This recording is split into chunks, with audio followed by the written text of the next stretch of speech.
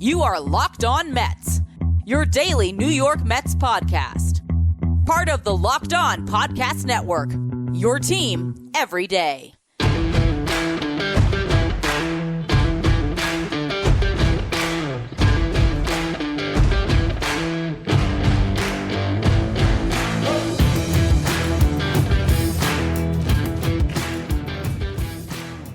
Hello to all you amazing Mets fans. You're watching Locked On Mets, part of the Locked On Podcast Network, your team every day. Thank you for making Locked On Mets your first listen every day. Locked On Mets is free and available on all platforms, including YouTube. On the show today, there is a great Mets victory we had to discuss as the Mets found a way to beat the Braves despite a great pitching performance by Chris Sale. I'll talk about that game in the first segment. In the second segment, I want to talk about the fact that there was a couple big trades already made at this deadline. What does that mean for the Mets? What can we learn from those deals? I'll go through that. And then in the final segment, we're going to talk a little bit more about the deadline as it relates to the Mets with this early movement. How much pressure is there on David Stearns to make a deal? And also, I'll touch briefly on the fact that the Mets are probably done signing their draft picks, and they signed all but two. Before we get to any of that, though, I'm your host, Ryan Finkelstein. If you want to find any of my work, follow me on X at FinkelsteinRyan. You can also find some of my writing at JustBaseball.com, where I work as the managing editor. Today's episode is brought to you by Supply House. Supply House is the reliable way to get parts fast. Shop for your next plumbing, HVAC, or electrical job and get fast shipping from coast to coast with SupplyHouse.com. So Thursday marked Game 1 of what is a very pivotal 4-game series as the Mets square off against the Atlanta Braves, with the wild card currently hanging in the balance. Granted, there's still a lot of season left, but these two teams were separated by a game and a half at the beginning of this series. Now the Mets, by winning on Thursday, are now just a half a game from their division rival. If they can win a couple more of this series, they will pretty much enter the deadline looking like the top wild card seed. Granted, there's still a game to be played on Monday before the actual deadline, as the Mets will play the Twins, but this is a really important series, and this was a game that the Mets won where they probably shouldn't have, because there was a couple of things that went the Mets' way where the Braves made some huge mental mistakes, you would say. And also, the Braves did an unbelievable pitching performance by Chris Sale that was deserving of a victory, because he took the ball all the way through until the 8th inning, got the first out of the 8th before they went to the bullpen, and the Mets could basically do nothing against them. The one little bit that they got on Chris Sale is Francisco Lindor hit a 2-run homer on Sale. Other than that, it was just no chance. And I will say, at some point, probably not over the next couple of days because deadline's going to take precedence, but we're going to have to start to talk about the Francisco Lindor MVP case, because this guy is as most valuable of a player as you are going to find in Major League Baseball. There's such a narrative to be built on Lindor when you look at the way he turned his season around, what that has done for the Mets, the leadership, everything else. I would make the case that if you're really boiling down the award to those 3 words, most valuable player to a team, the guy that means the most, without that guy, the rest of the team would crumble. Lindor, in my opinion, has been more valuable than any player in the National League. Yeah, sure, you have Bryce Harper. A lot of good Phillies players. You have Shohei Ohtani. A lot of good Dodgers. Elly De La Cruz. There is a case there, absolutely. But the Reds are not quite the team the Mets have been. The Mets have been the best team in baseball over the last nearly 2 months, and that has been thanks in large part to Francisco Lindor. And that 2-run homer carries them and keeps them in the game. Because without that, they probably lose this game 2-0. But that home run allows them to eventually force the game into extras. Also, some fantastic pitching, particularly by Jose Butto. But before that, Luis Severino did the best that he could to match Chris Sale, and he was solid. Okay, he had a couple of tough spots that he pitched his way out of. First inning, he gives up a double to Austin Riley, walks Marcell Ozuna. There's a wild pitch that allowed Riley to get to third. So runners at the corners with only 1 out, gets 2 huge strikeouts to get out of that inning. He does give up a run in the second inning of a couple base hits. Ramon Laureano scored the first run of the game for the Braves in the top of the second inning, got a base hit, stole second, then scored on a base hit, a bloop one, off the bat of Orlando Arcia.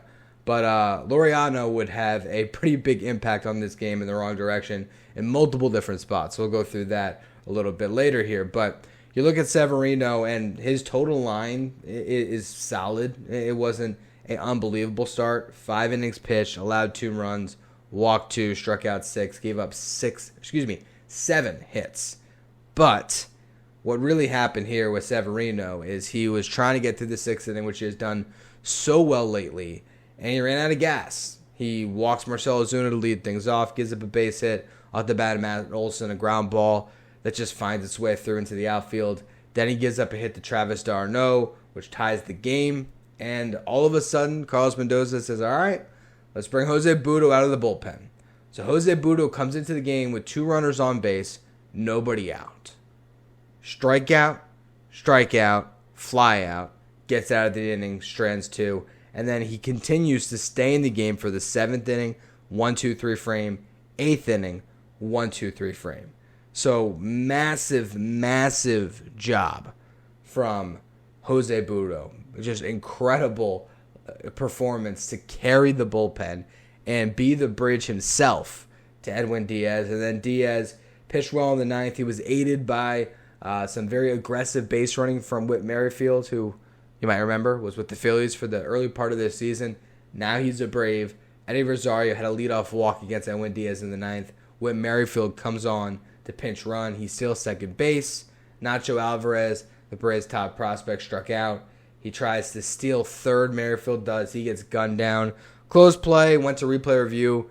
You could have said he was safe, but you know what? It was called on the field that he was out, so that's what stood. And then Diaz got a big strikeout to end that inning. Bottom of the 9th, the Mets did nothing. 10th inning. Remember I said Ramon Laureano was going to come up multiple times? Well, he was front and center in that extra inning. Wasn't his fault what happened. He was the ghost runner in the top of the 10th inning. Phil Maton came on to try to get the Mets through that frame. Orlando Arcia lays down a good sacrifice bunt.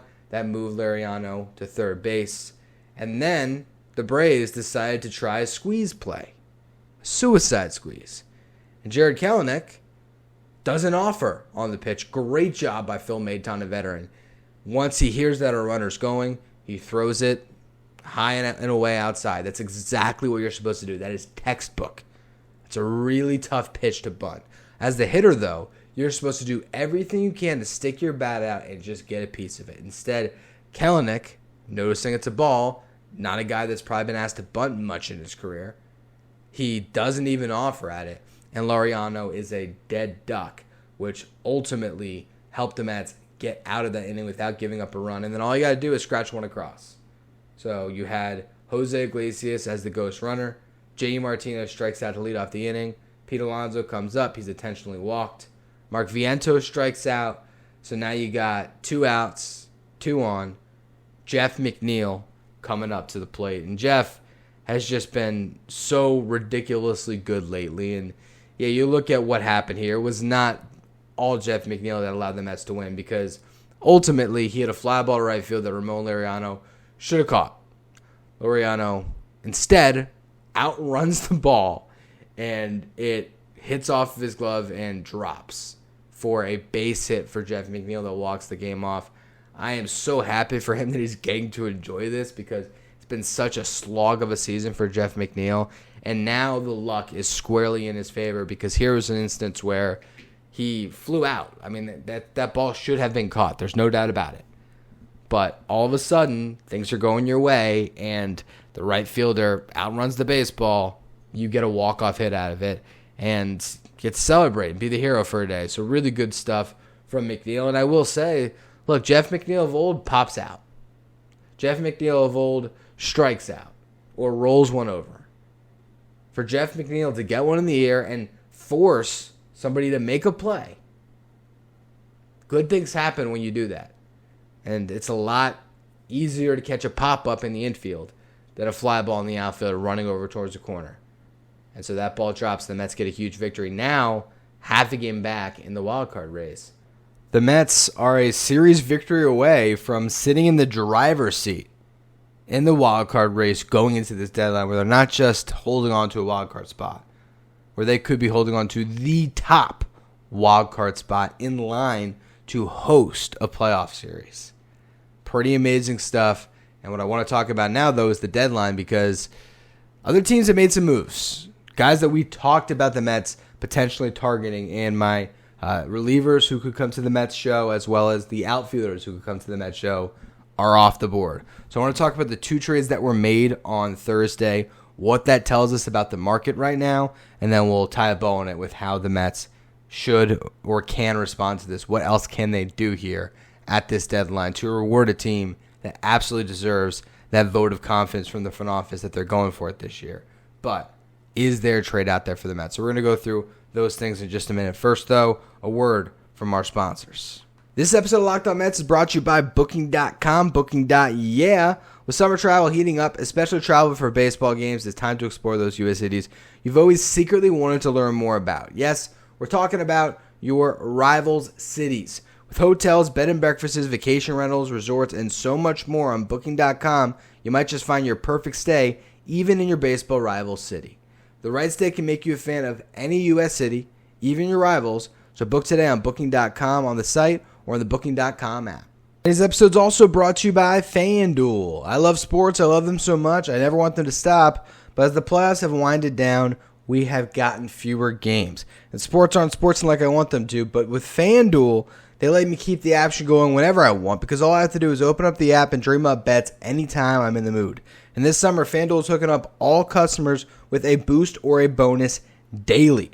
That's right. There's something for everyone every day all summer long. So head over to FanDuel.com/lockedon and start making the most out of your summer. FanDuel, official sports betting partner of Major League Baseball. You are Locked On Mets, your daily New York Mets podcast. Part of the Locked On Podcast Network, your team every day.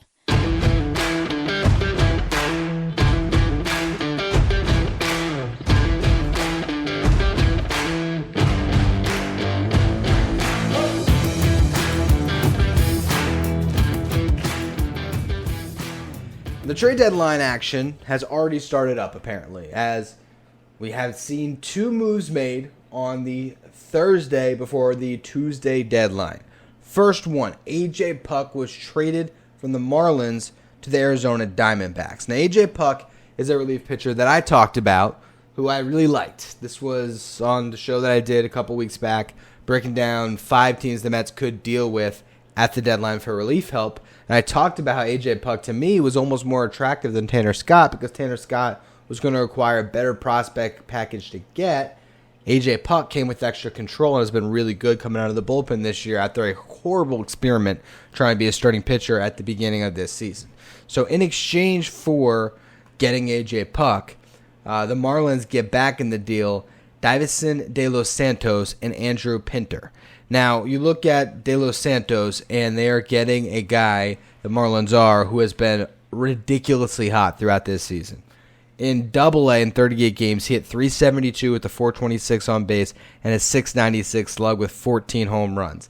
In Triple-A, in 49 games, he hit .289, .338 on base, .588 slug.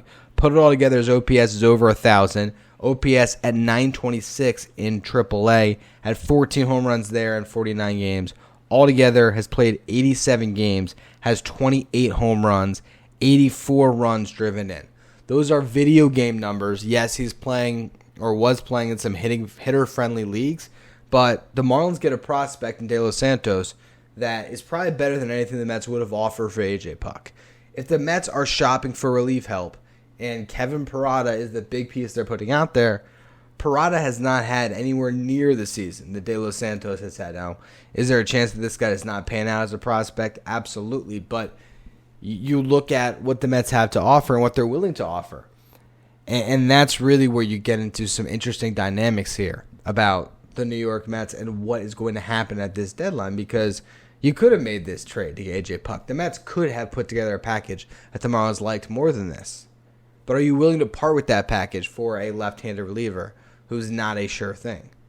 Are you willing to part with a significant prospect package for Tanner Scott or another rental reliever?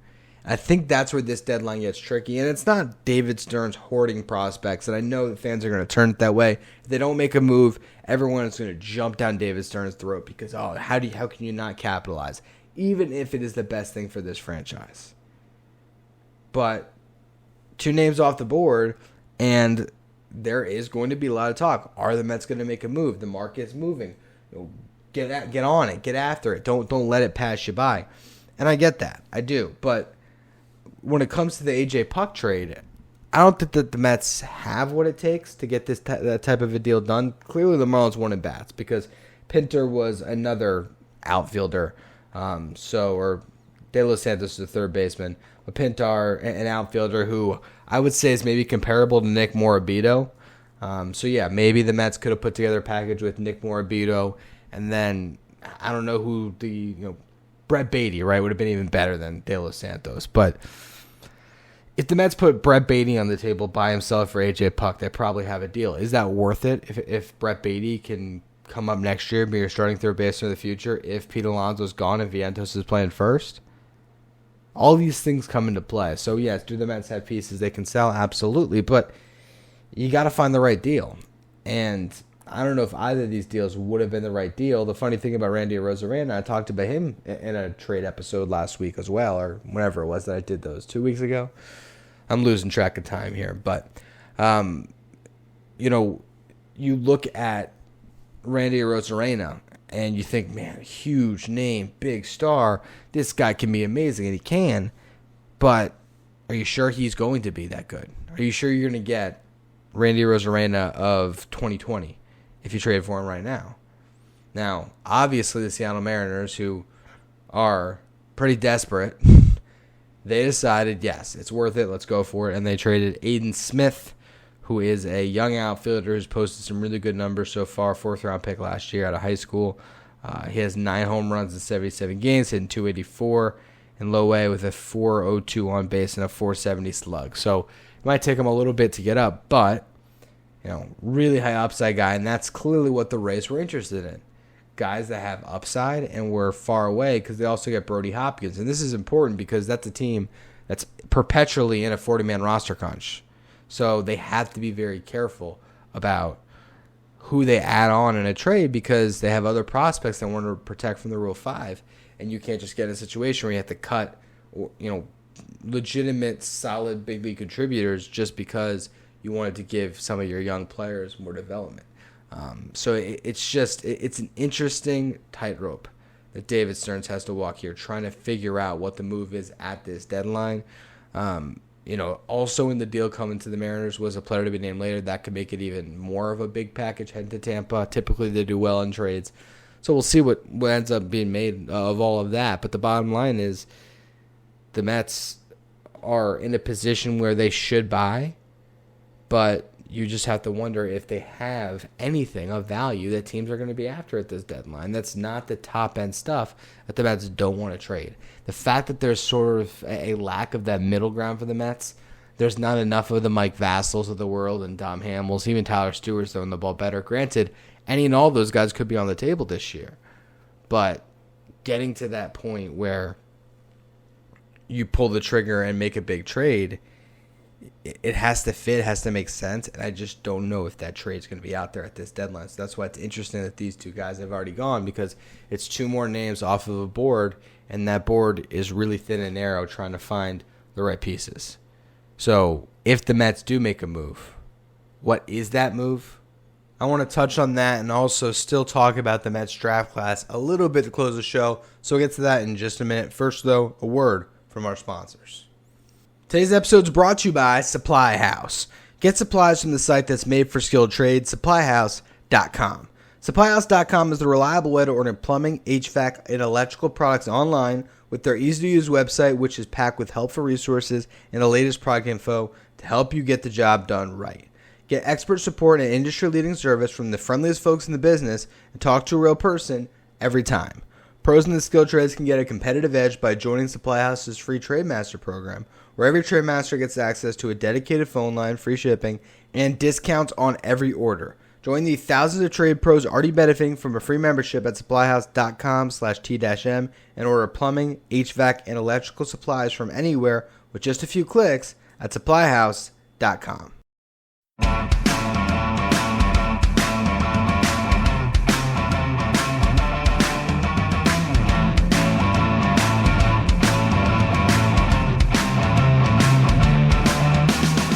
Stay up to date with all the latest in the world of sports by checking out Locked On Sports Today, streaming 24/7 on YouTube.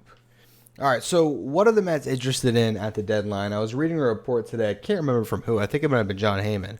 That the Mets are interested in adding an outfielder at the deadline, but preferably a left-handed one. So we talked about a lot of different options, right? Randy Arozarena was one of them off the board. Luis Robert, another pie in the sky. I don't think the Mets are going to get him, but hey, that is a right-handed outfielder, not a lefty. Now you look at some of the other names we talked about. Mark Canha, right-handed. Tommy Pham, right-handed. Lane Thomas, right-handed. Granted, I think the Mets need someone that can hit lefties, and Thomas does that, but still right-handed.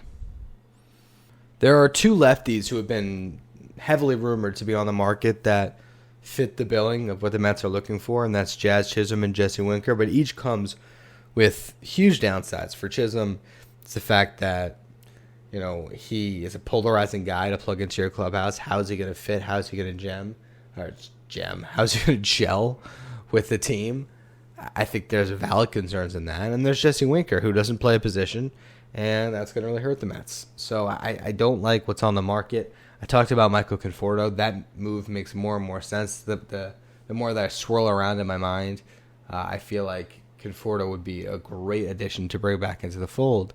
But I think the reality is you don't need a ton. That's why I like Conforto. You don't need to swing the Luis Robert trade. If the Mets make the right few trades, they can be in a great position and they can still contend in the future.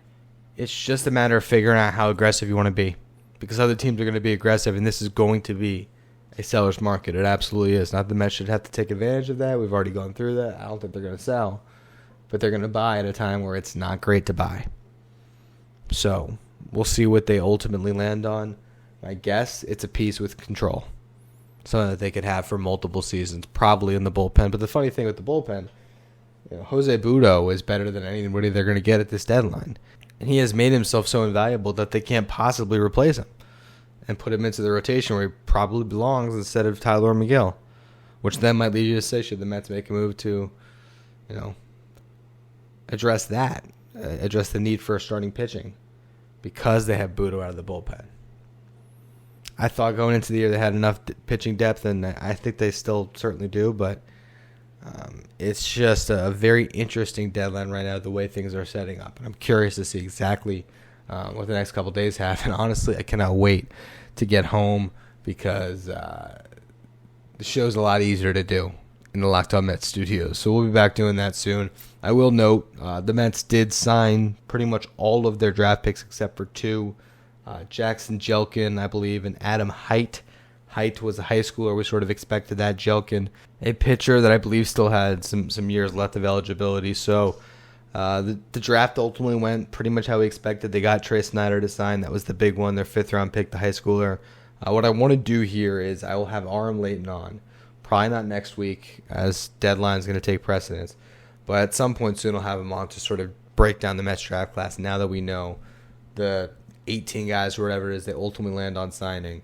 We'll touch on a lot of different things. One of them being the fact that Carson Bench, the Mets' first-round pick, is not going to be a two-way player. He's just going to focus on playing the outfield and hitting, which is what he should be doing. So that was another positive development out of all of these signings that took place. But ultimately, the Mets did just add a lot of talent to their farm system through the draft, which maybe makes them a little more aggressive with the guys that they have in place.